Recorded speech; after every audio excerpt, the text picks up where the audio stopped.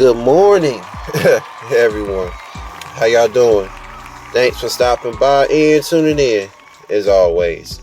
Well, the reason why I said morning is because today I go for my FAA physical.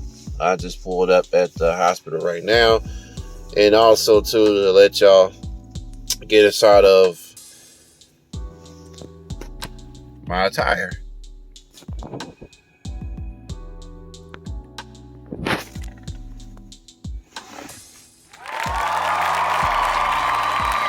And so, also because this has been the first time in 2.5 years, going on 3 in January, have y'all ever seen me dressed up on the channel going somewhere. So I gotta look professional. At least I did say in D's so what challenge, I would switch up at some point. But yep. So I will holler at y'all probably while I'm in there. I don't know yet.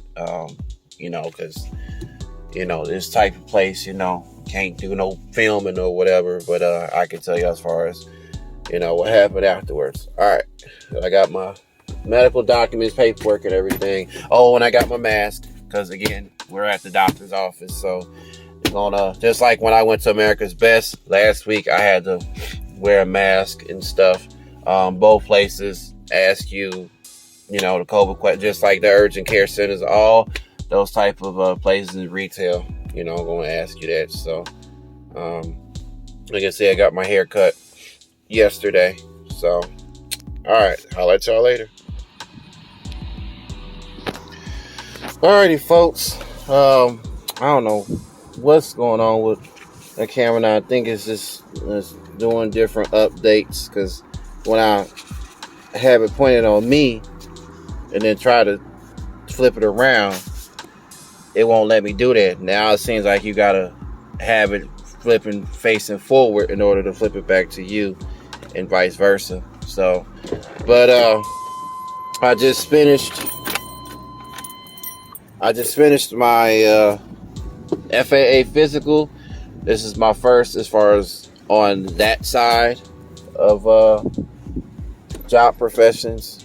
Just not the first as far as on the DOT side. So basically what I'm saying is I now have both a DOT physical or DOT card, medical card for commercial vehicles, buses, trucks, and an FAA medical card to fly airplanes. Well, until I get the licensures, then to fly airplanes. So that's going to be the next step, as is. So let's see. So yeah, it was painless when it's planned. Right over. I'm currently here in Raleigh, North Carolina, Wake County. It's where I had my get out of this truck. Stretch for a minute. It's where I had my physical done at UNC Health, and there's no need for me showing as far as all the documents because it's got all my personal information in it anyway, and I don't want to have to blur that stuff out as y'all seen in the previous premiere, and all that. But from Google Maps or whatever, or what have you. But it's just straightforward, simple. You just like any type of profession, just like with a urine test, a urine sample included, vision, hearing, all that is what they test, and for your blood pressure, and they didn't test or do a heart monitor on me, which is an AGB, KB, or whatever it is, but they checked my blood pressure from my arm. Let's see. First things first, I went to the wrong building. I had to go on the other side. I went there last week, the day after my eye exam at America's Best, just to get a feel of the area. I mean, I've been in this area before in the past, back when I used to work for this mom and pop city taxi cab company. That's in East Raleigh, east of downtown. I'm over here. See, now I can flip the camera around and show you. So this is my location.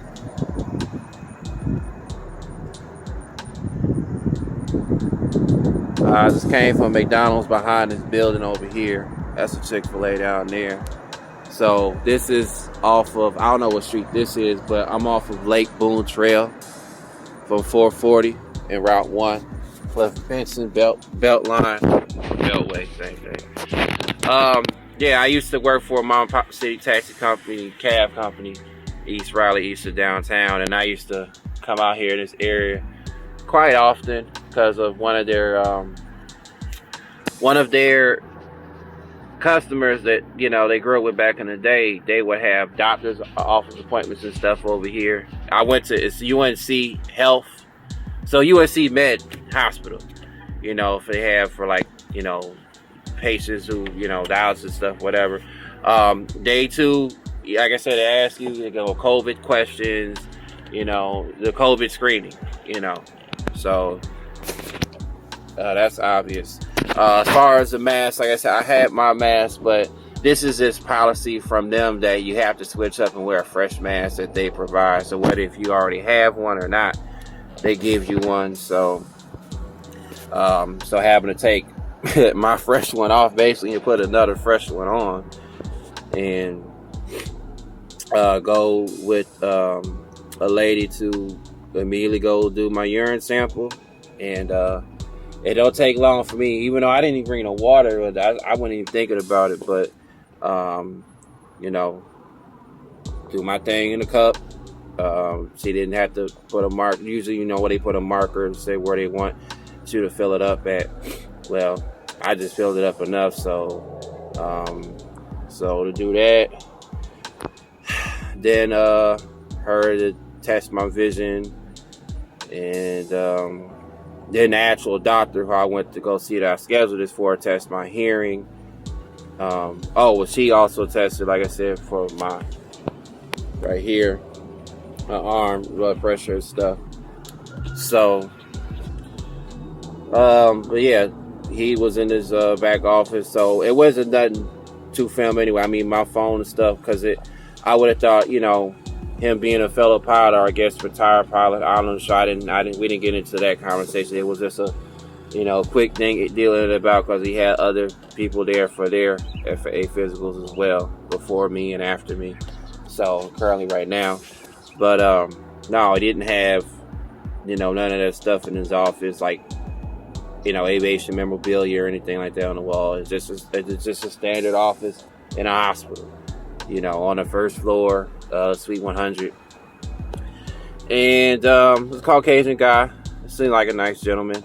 He just asked me to verify what class that I signed up for. It told me at class 1. So if you get class 1, it's good for a year. So it'll expire end of September next year. Then it changes over to a class 3. Because I think he said class 3 is good between 3 to 5 years. But starting off with a class 1, it's just fine. So, and I told him, so yeah, to be a corporate pilot. He said, well, if you want to be a corporate pilot, at least have a connection or two, because more than likely they might want me to get some type of degree, because he asked me did I have a degree, and I said no, only besides just my high school diploma. He said they might accept those, but he knows, like, I told him, I don't want to fly for the airlines. I said, because of growing up in that industry by my parents, but not as pilots. I said, having other jobs in that particular, you know, industry with the airlines. I said, my father's currently a flight attendant for American under the old U.S. Airways that he was with, along with my mother, and that she was a flight attendant. I mean, she was working at the tech account. But anywho, he was saying, yeah, airlines are definitely, and again, like my flight advisor told me, that you'll need a bachelor's, some type of bachelor's degree if you're going to be an airline pilot. But I'm just saying, airline pilot, corporate pilot, med pilot for helicopters, that's an air ambulance, basically what it's called. They even have them for private jets too, or for corporate work. they're going to need some type of, you know, some type of high class degree of some sort. I told myself all I have is a non-credit course, transcripts from the college campus I went to out of state in Dallas for private pilot ground school. That's the only training that I have. I said I've never done any flight lessons in my life. I just got through with doing a discovery flight, which is not my first, but now my first as far as for hours logged in any logbook. First time in my life ever having a pilot's logbook. I'm just watching it all unfold. So he said, well, yeah, that's great. They said, yeah, because I said, well, that's what I'm going to do now and try to do. Because now that's where I guess the fun really is. To dish out more money. So this wasn't $185, this physical. It said it on the thing, but they said, no, it's $135. It's always been there. I said, well, that made it even better. So I would have to dish out as much money. But I mean, I do as far as from my training lessons, you know, which could take up to 5-6 months or to a year to get done, to get my license. So, and then do the same for the other two. Like I told myself, I'm getting every licensure except for ATP, Airline Transport Pilot. So, but yeah, like I said, he tested me for everything else. My body, upper respiratory and stuff, had me lay on the bed, pull my shirt up, and it says, as far as what he said about my height and weight, saying, yeah, my height 6'3". He did say that I was a little overweight, but I'm nowhere over 300 pounds. I'm like 235.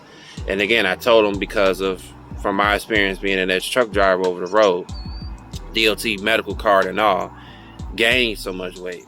So, because I didn't gain all that weight originally before I got into trucking. It was after the fact. When I got into trucking, once I got into it, that's why I started gaining the weight. But, let's see. So, week 10 minutes on this particular recording. So, again, you can see me.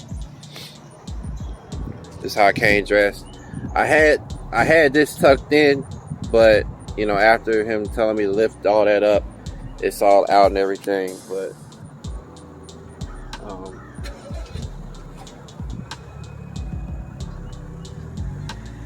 yeah. So,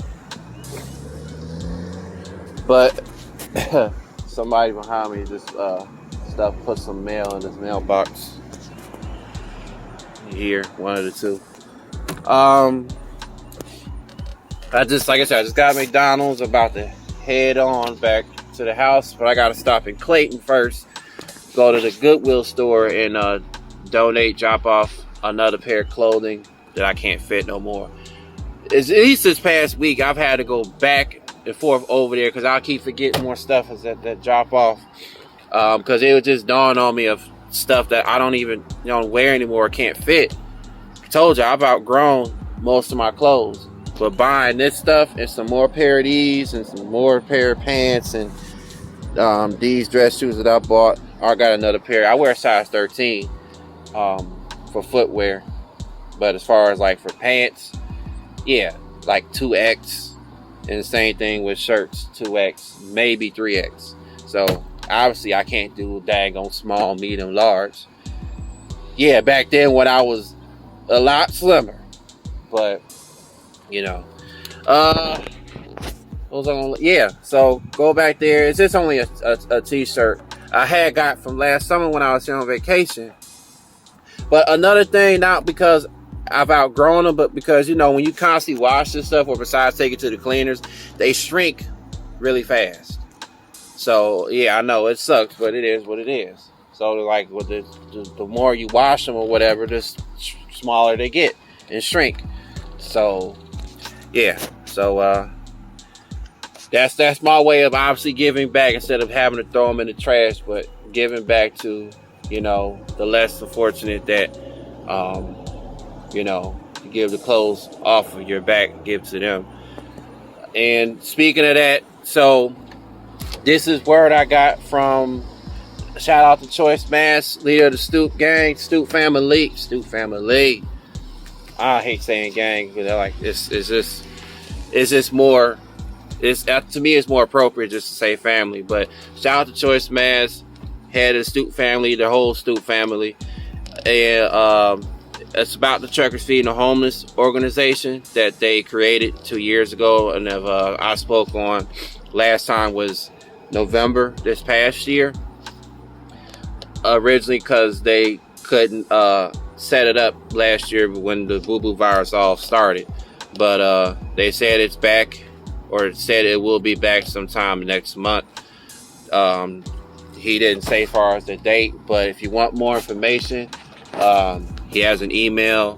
It's choicemass@gmail.com.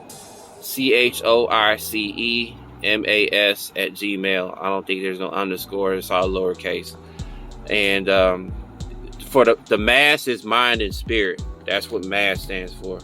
So, but yeah, you can contact him, or I also will put his channel link and stuff up. But he did say recently, probably like the end of last month, that they're bringing it back, and they're going to be in H-Town in Houston.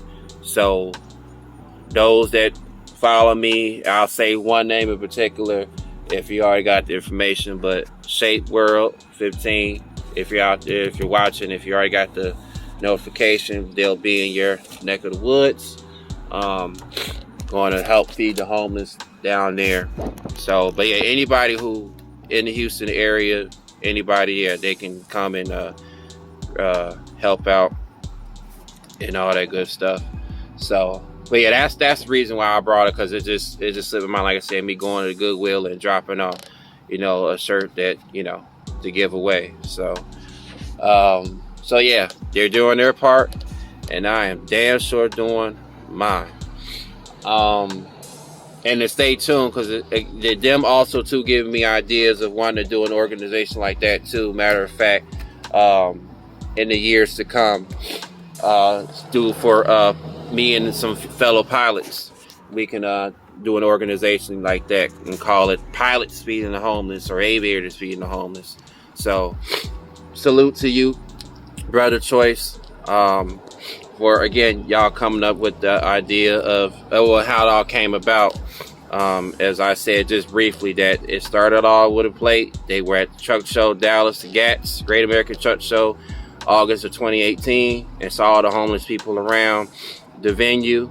And because Dallas is known for, like all major cities, and for homeless people, and while they were at Airbnb, they rented out that entire particular weekend. They felt bad and said, well, they had all this food that they cooked amongst themselves, and it was like, well, we got leftover food, why don't we just go back and feed them? So that's how I was born. So I could do that same thing, as going on to being a pilot. So that I lastly wanted to say is, I guess, in the beginning or in the middle of this particular recording, but and somebody else is dropping off mail. So when it comes to vlogging in public places, like I said earlier, not so many people, don't want to be on camera or filming to be allowed. There could be signs around posting, things like that.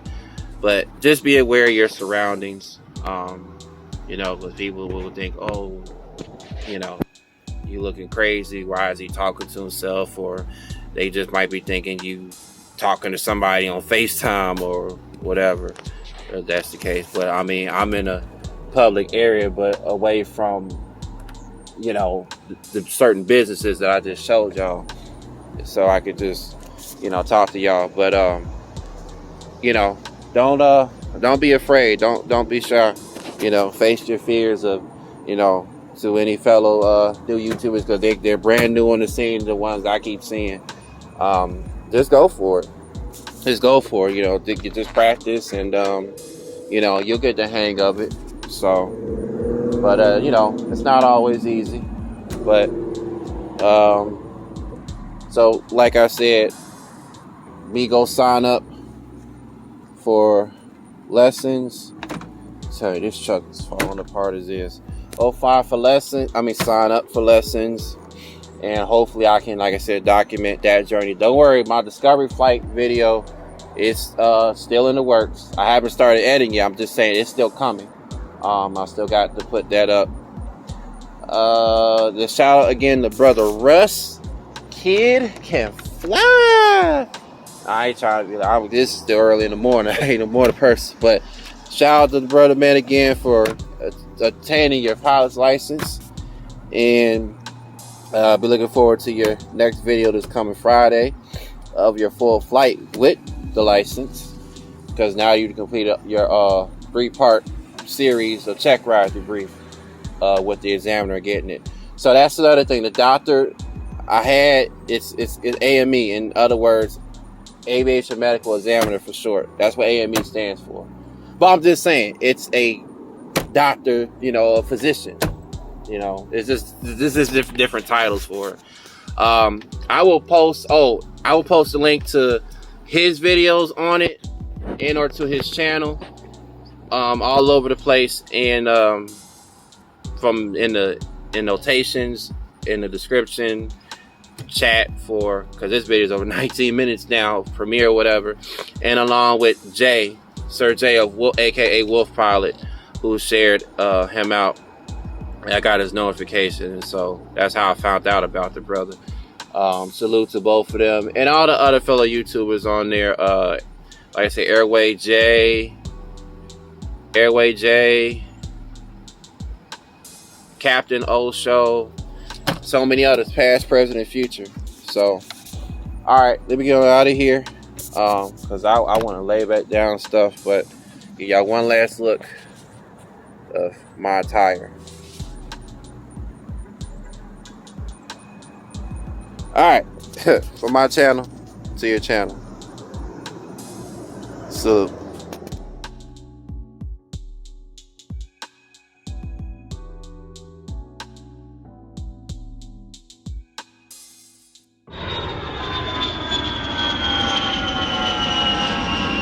Gulfstream Entertainment, Michael Carter Studios and Productions. Oh yeah, if you enjoyed my channel, check out these channels.